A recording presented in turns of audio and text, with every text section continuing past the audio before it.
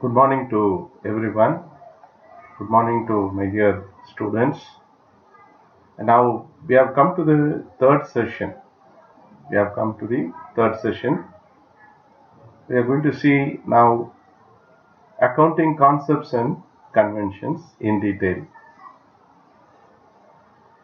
In second session, I already explained about what do you mean by accounting concepts and conventions and basic characteristics of accounting concepts and conventions. The generally accepted accounting principles, that is GAAP in short, are all termed concepts by some experts, accounting experts. Some others call all of them conventions. However, an overwhelming majority of authors on accounting distinguish between concepts and conventions. Accounting concepts are the assumptions. Basically, accounting concepts are assumptions or postulates or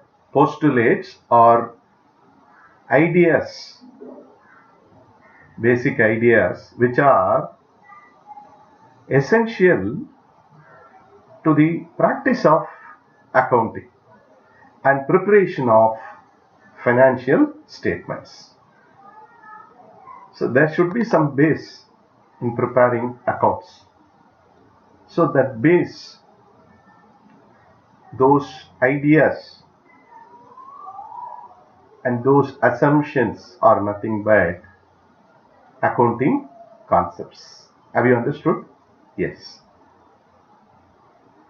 The following is a generally accepted a list of accounting concepts. What are they? You can classify into two again. First of all, uh, only two concepts you can call it as a fundamental concepts. What are they? They are entity concept and the money measurement concept. What do you mean by entity concept? Entity is nothing but the organization or the company or the business. We call it as an entity, which is always alive. Even though the businessman dies, his successor or his partner or his nominee, legal nominee may undertake or they play their role, and again this ongoing concept will be forever. That is called entity, not his personal matters or of business. So the entity concept states that financial accounting information relates to the activities of a business entity only, and not to the activities of owners of the business. That should be noted by you very importantly. So fundamental concepts talks about two basic accounting concepts. Number one, entity concept, and number two, the money measurement concept. Whatever you do in the business, if you do it through money transaction, which will be taken into account, that is called the money measurement concept. So entity concept and the money measurement concepts are considered to be are called as fundamental concept. Understood? Okay. Now we are going to see certain non-fundamental concepts. What are they? Non-fundamental concepts again. These concepts are, what do you mean by non-fundamental concepts? You understood what do you mean by fundamental concept? Because entity concept and money measure concepts are fundamentals of any accounting concepts. Okay. Now, non-fundamental concepts means these concepts are important for recording and finalizing accounts, but any alterations in them do not affect the basic nature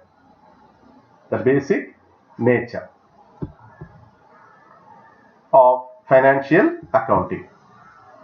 They include all other concepts except the entity and money measurement concept. So, apart from the entity and money measurement concept, income measurement and preparation of financial statements concepts are there.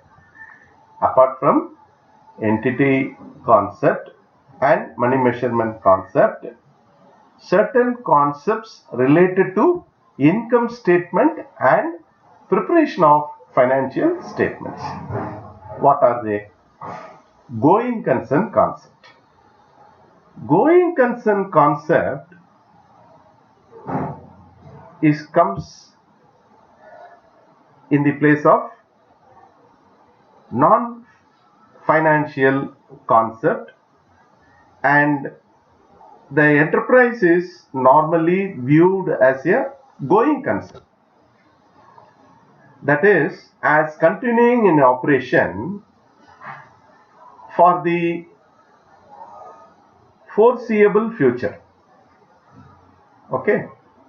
It is assumed that the enterprise has neither the intention nor the necessity of liquidation. Never come to an end unless otherwise the situation arises. That's what he is saying. So, this concept assumes that a business entity has continuity of life. This is nothing but going concern concept. Next comes accounting period concept. Accounting period concept. What is accounting period concept? We can say, you know very well, when we are dealing about financial accounting, accounting period concept is considered to be very, very important, and periodicity concept, you can otherwise call it as periodicity concept. When it starts, I already discussed about the financial year, uniform year ending, which starts from the previous year's 1st April. Financial starts from previous year's 1st of April to the current year's 31st March. Starts from 1st April, ends on 31st March of the successive year or succeeding year. A business until a business unit may continue for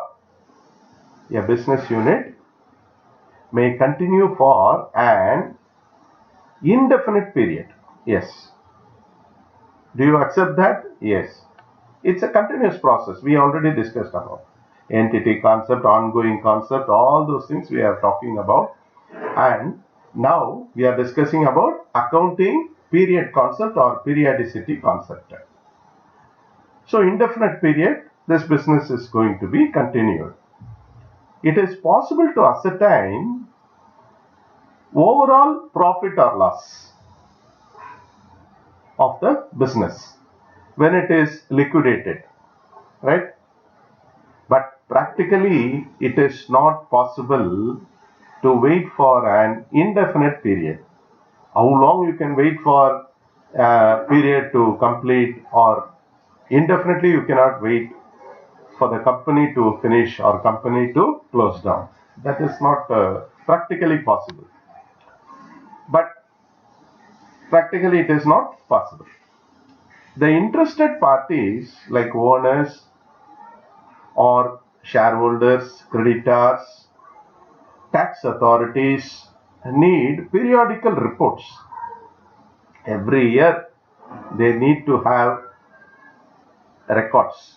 Whatever had happened in the previous financial year, they would like to know. They are interested. So they need to have periodical reports about the business performance. So it is necessary to subdivide the indefinite lifespan of a firm into smaller time units for measurement of performance and understanding the financial position. This is nothing but accounting period concept or periodicity concept. Then comes matching concept. I told you these are all coming under related to income measurement and preparation of financial statements. So what do you understand by matching concept that we are going to see now? Matching concept, primary objective of commercial enterprise or commercial enterprises is profit making ultimately, because all are for money, and the businessman especially is running his business only to make profits, isn't it? So in that sake, this matching concept is explained. The accountants are responsible to match the revenues earned during an accounting period with the cost associated with the period to ascertain the profit earned. Matching of revenues and costs relevant to a specific period is called matching concept.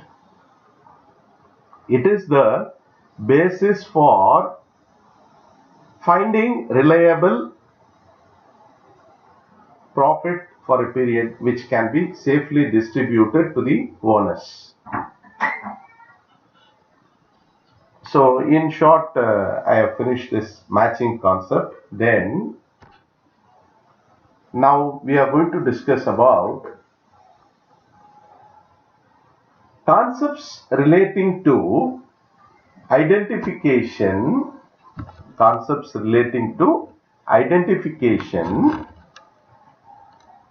measurement and recording of financial transactions. Concepts which are relating to identification, measurement and recording of financial transactions. What are they? Number one, entity concept. As we have seen entity concept already, and then money measurement concept. These two are coming under B category. That is, non-fundamental concepts have been segregated into two, A and B. A speaks about concepts related to incomes measurement and preparation of financial statements. Under that, three concepts have been explained, like going concern concept, accounting period concept and matching concept. Under B category, concepts relating to identification, measurement and recording of financial transactions.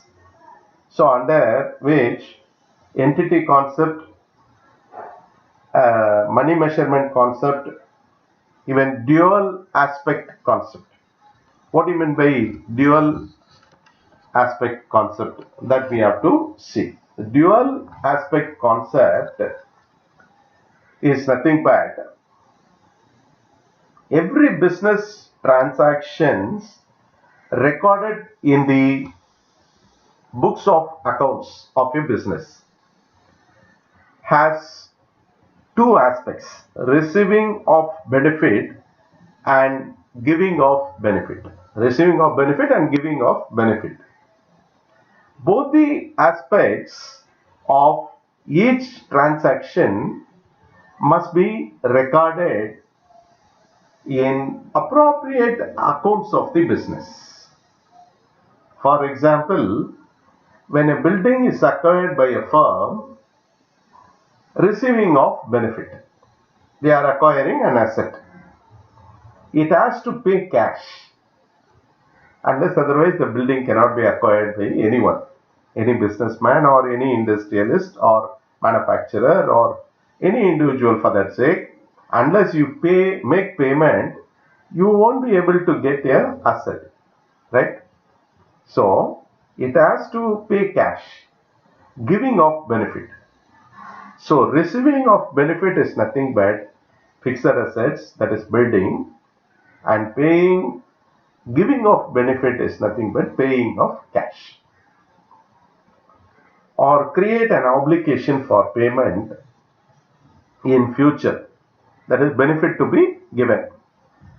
So this is nothing but dual aspect concept. Recording of the transactions taken place through debiting the building account and crediting the cash account. Debit what comes in, credit what goes out. Debit what comes in, building is coming in, that is building we are purchasing it. So we are debiting building account and crediting cash account because money goes out. The simple way of acknowledging this dual aspect concept. Next to this is cost concept. What is cost concept? Everything is cost, right? So accounting is a historical record of the transactions of a business entity. Okay, so everything is recorded into the books. Everything is recorded. Whatever you do in the business, everything is recorded into the business records. There is nothing but he's saying historical record of transactions of a business entity. According to cost concept, assets are recorded. Assets are recorded as at the price paid, to acquire them. This cost is the basis for all subsequent accounting for the assets. So this is how he is bringing into the concept. So cost concept, once the cost concept is over, objective evidence concept. Objective evidence concept. What is objective evidence concept? All accounting entries must be based on objective evidence. As I told you already, every transaction is recorded with the help of documentary evidence. Similarly, objective evidence is also necessary. This concept is very much essential. Objective refers to verifiability, reliability, and absence of bias. No transaction must be recorded in the books of accounts without verifiable documentary evidence. Examples are cash receipts for payment made, bank paying in counterfoils or bank statements for deposits in bank. Invoice copies raised for the purchases what we made. Unless you get invoices from the supplier, it won't be a correct one. It is not a legalized purchase. So whenever you make purchase, you must ask them to give you invoice or a cash bill. So this is nothing but objective evidence concept.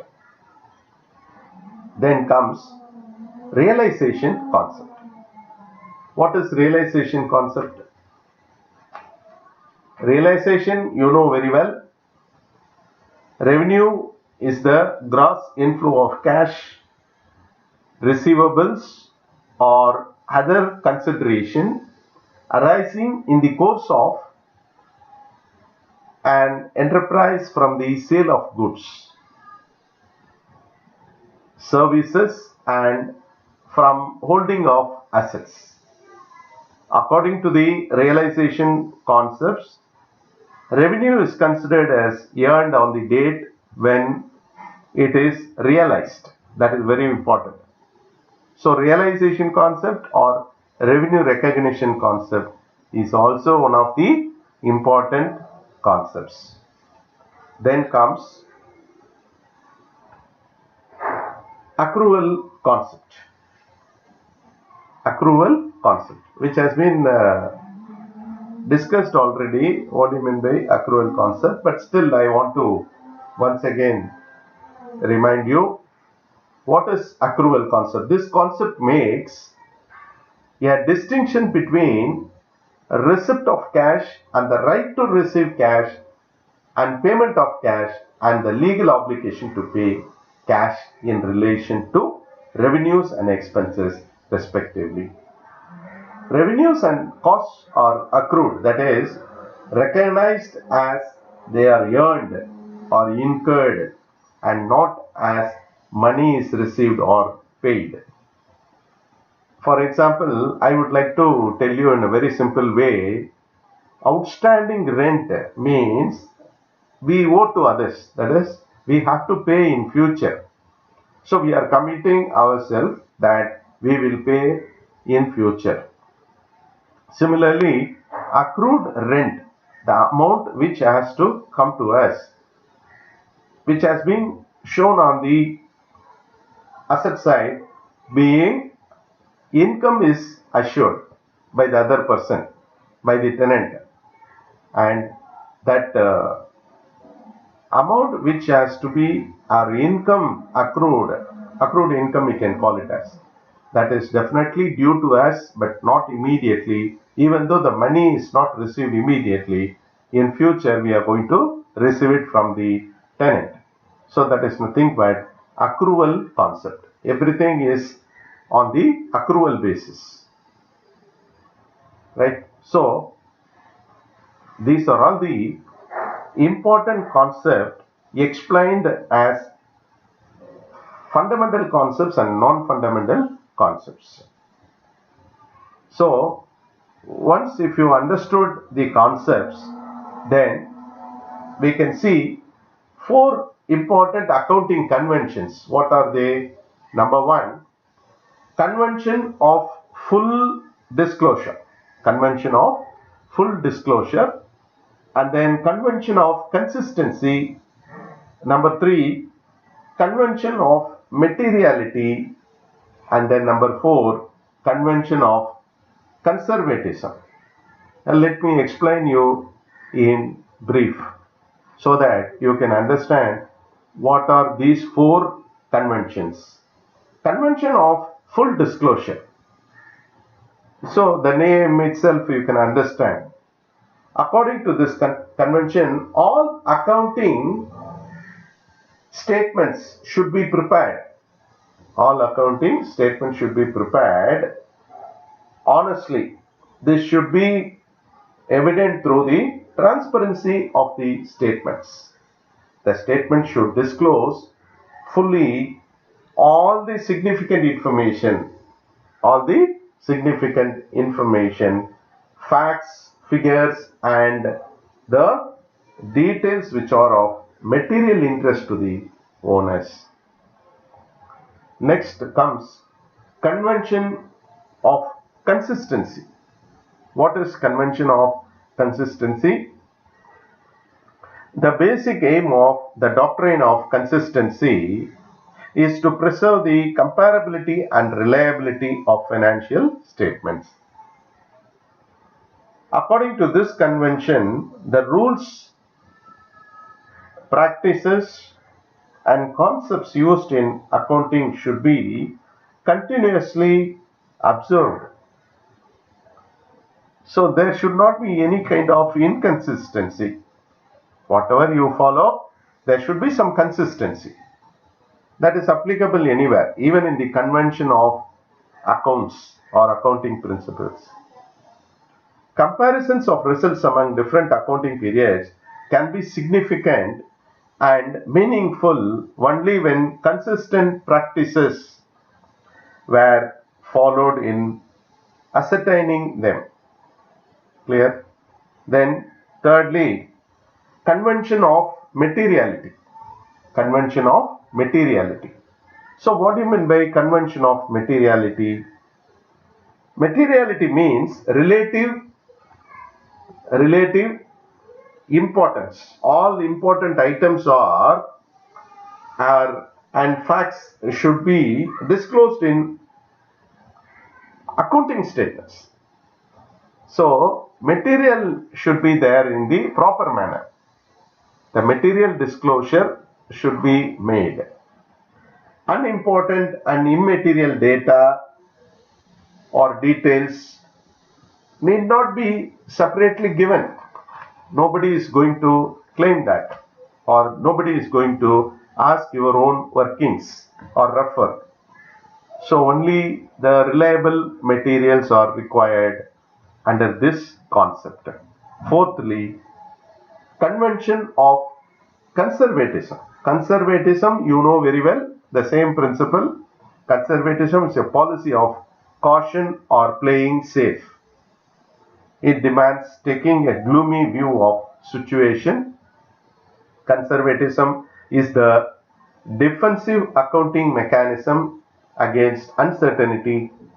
According to Kohler, conservatism is a guideline which chooses between acceptable accounting alternatives for recording events and transactions so that the least favorable immediate effect on assets, income, and owner's equity is reported.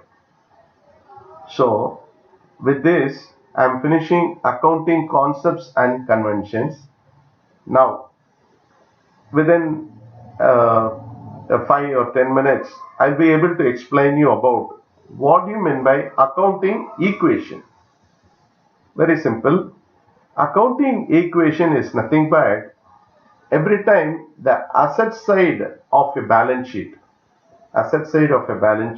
is tallied with liability side of the balance sheet. Both should be equal. That is called the tallying of balance sheet. First we are preparing trading account, then we are arriving gross profit. So that is been transferred to the subsequent or the account prepared underneath of trading account. I am talking about sole proprietorship accounting. So the gross profit is transferred to the subsequent account called the profit and loss account. Underneath you can transfer those gross profit brought forward. Then with the help of gross profit we will arrive either net profit or net loss. Then that amount again which will be added with the capital element. So capital on the liability side, if it is a net profit which is shown on the liability side, and whether it should be added or deducted according to the net profit or net loss. So then we are tallying the balance sheet and close the books of accounts. So assets are equivalent to equities. Equities are nothing but liabilities and capital. So assets should be at any point of time equal to liabilities and plus capital. That is, on the liability side, capital and liabilities are added together and it should be equal to the assets. Assets may be current assets, fixed assets, like that. And capital is equal to assets minus liabilities. Capital is equal to assets minus liabilities.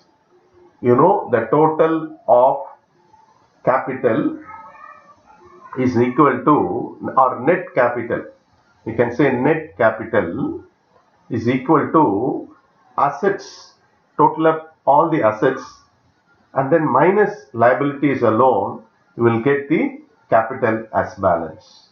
This is nothing but another third equation. So I told you assets equal to equities, then assets equal to liabilities plus capital, that is number 2. Number 3, capital is equal to assets minus liabilities.